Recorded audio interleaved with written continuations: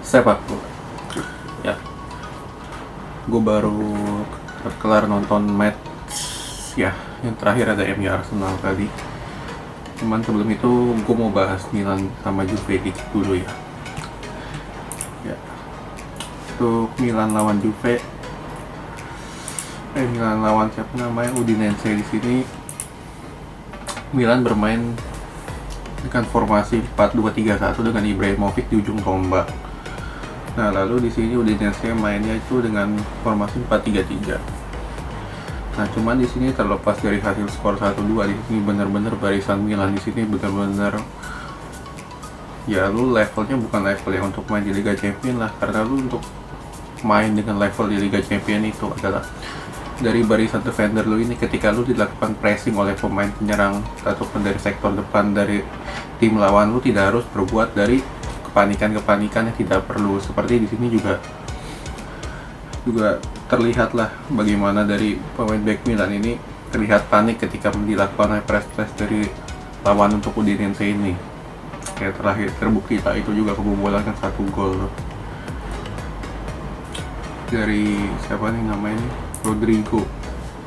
Itu terlepas penalti atau apapun juga itu kan akibat dari terlalu panik kali ini belakang AC Milan di sini. Nah, untuk gol-gol yang diciptakan Milan itu ya cukup bagus, walaupun dari gol Ibra tuh rada deflect ya dari pemain Udinese sehingga dia bisa melakukan overhead kayak dead goal lah kalau gue bisa bilang. Cuman di sini ya Milan juga cukup kesulitan lah di sini kalau lu melihat benar-benar menonton ya dari jalannya pertandingan di sini. Ya mereka nih agak sulit akan membongkar pertahanan dari Udinese di sini. Terlebih juga kan untuk pemain Milan nih lebih mengandalkan speed ya di sini. Dimana di sisi kiri ada Leo, lalu di sisi kanan ada Saelemaekers, ya otomatis lu lebih mengandalkan speed and power ketimbang dari Kristalis itu sendiri. Yang harusnya kan di-combine kalau misalkan tim ini memang ingin bermain di Liga Champions. Lu tidak bisa hanya mengandalkan speed saja.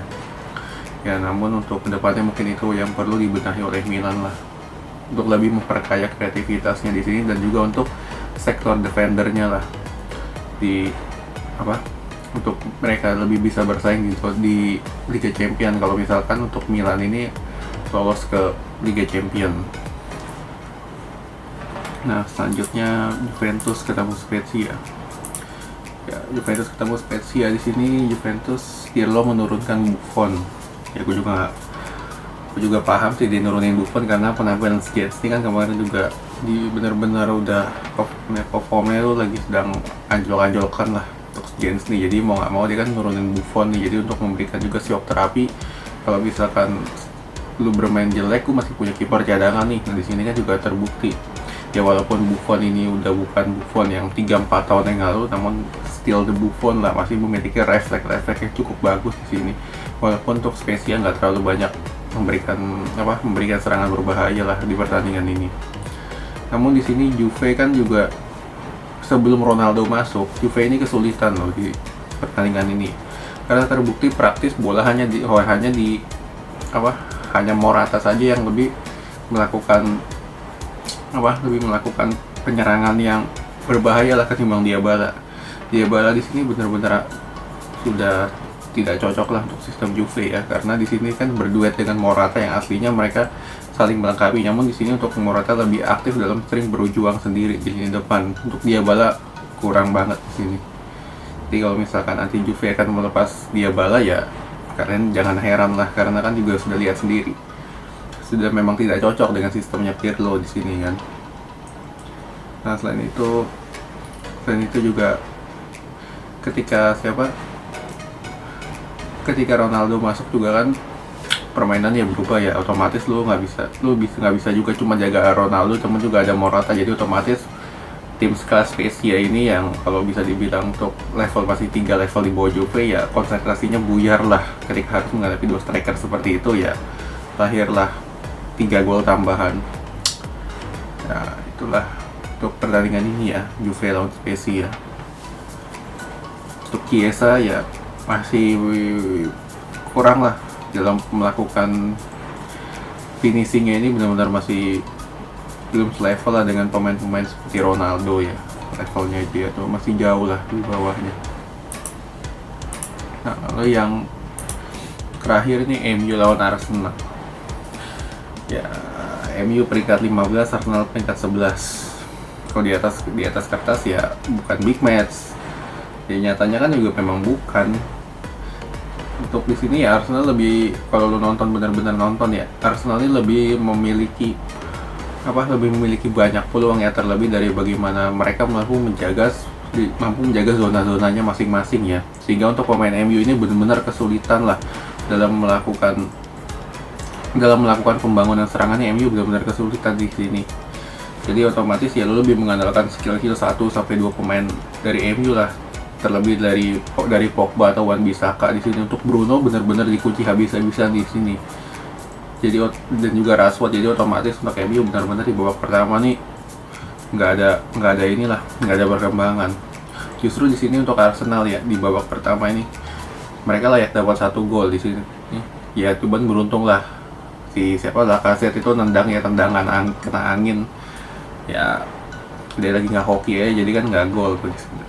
Ya harusnya di babak pertama tuh Arsenal unggul 1-0 tuh.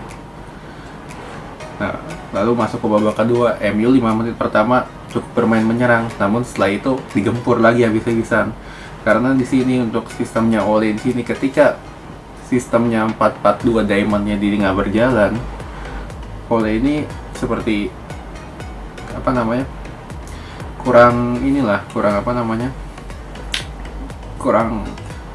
kurang bisa dalam memanfaatkan pemain-pemain yang ada lah kalau gue bilang ya. Karena di sini kan lu di bangku cadangan masih ada Juan Mata kan. Nah selain itu juga untuk memasukkan pemain-pemainnya ini dia agak terlambat ya. Ketika lu masuk pemain di menit ke 75 ya, lu otomatis 15 menit terakhir lu mau bangun apa gitu kan dari 15 menit terakhir. Terlebih juga siapa nih, di Arsenal kan juga udah unggul nih tuh lewat gol Aubameyang penalti di menit ke 69. Namun ketika si Ole ini lebih pintar dalam membaca alur permainannya lah. Kalau misalkan lu hanya mengandalkan dari sektor satu sisi saja, yaitu dari sektor kiri, itu sudah terbaca. Otomatis lu harus dengan lebih cepat memasukkan pemain-pemain yang secara at least di cadangan lu masih ada Cavani ataupun masih ada Juan Mata lah. Harusnya lu lebih cepat dalam memasukkan itu. Namun terlepas dari itu ya, untuk MU ini sangat layak kalah lah, karena cara bermain ini tidak mendambakan tim yang bermain di Liga Champions ya. Karena di sini baik yang pertama, dari jarak antar pemain ini begitu renggang ya. Jadi dari sektor defender, yaitu dari Lindelof ataupun Maguire ini, dengan sektor gelandang yang dikomandoi oleh Fred lalu McTominay ini benar-benar begitu jauh. Jadi otomatis tuh Fred lebih agak sering mundur. Jadi ya lu tahu sendiri kan, Fred nggak bisa passing segala macam, jadi otomatis serangan MU ya buntu-buntu terus seperti itu terus. Jadi kalau untuk MU nih, kalau misalkan mereka bermain seperti ini terus ya, untuk fans MU ya harap bersabar lah. Jadi nggak heran kalau misalkan mereka tidak akan masuk 10 besar lah untuk musim ini ya. Ataupun juga kalau misalkan benar-benar akan bermain lebih parah dari ini ya, mungkin bisa degradasi ke divisi championship kali ya. Gue juga nggak tahu sih nanti untuk kedepannya gimana. Kalau misalkan ada perbaikan mungkin masih ada harapan. Cuman kalau misalkan bermain seperti tadi terus, seperti ketika satu sistem sudah buntu namun tidak dilakukan percepatan pergantian pemain ataupun pergantian formasi ya susah. Jadi kalau bisa bilang kemarin kan oleh taktiknya bagus segala macam, kan di sini nggak terbukti kan. Begitu juga kemarin juga yang waktu ngelawan Chelsea itu, dia begitu kurang cepat dalam melakukan pergantian pemain lah intinya untuk Ole ya. Dan untuk Arteta ya, di sini ya dia benar-benar belajar lah. Ketika kemarin waktu lawan Leicester itu kan dia lebih sering melakukan passing direct, bola aman ya.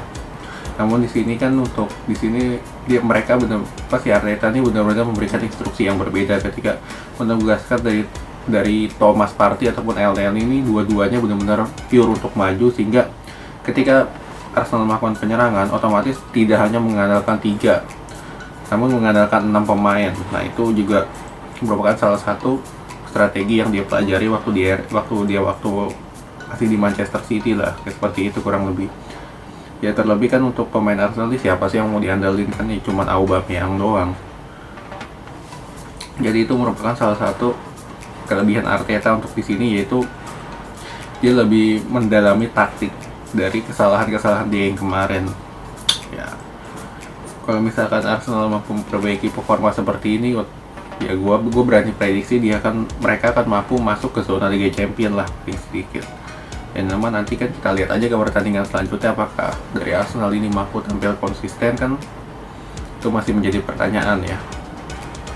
Oke, sekian dulu.